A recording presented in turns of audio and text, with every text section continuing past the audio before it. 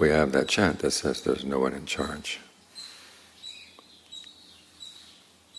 You can listen to it in two ways. The scary way is that there are a lot of things in life that you cannot control. But the encouraging way is to remind yourself there's nobody who tells you you have to serve their purpose in life.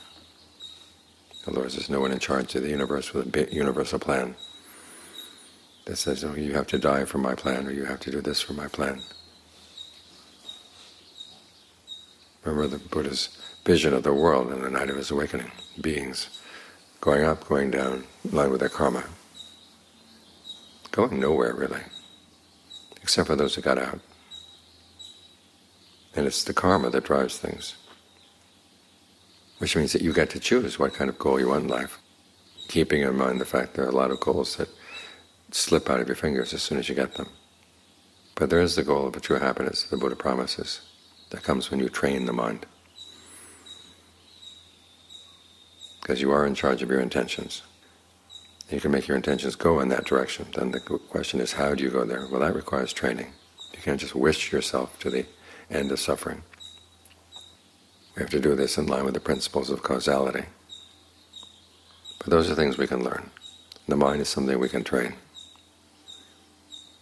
And that's not the case that this training saves all of its rewards for the end. All along the way. The sense of well-being, a sense of being centered, a sense of self-worth that comes as you practice the Dharma. Ajahn Lee compares this to walking along a path.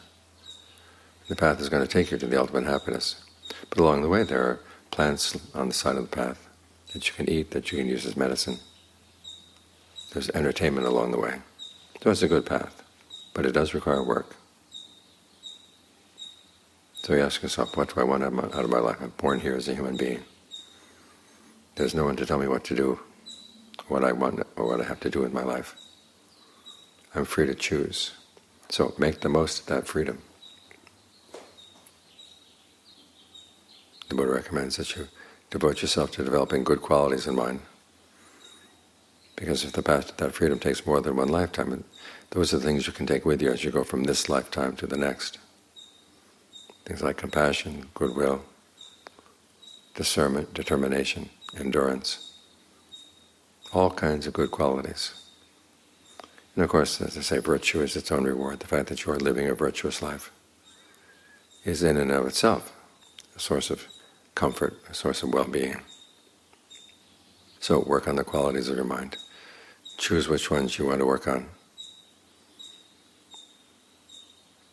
Give yourself over to the training. And you'll be happy that you did.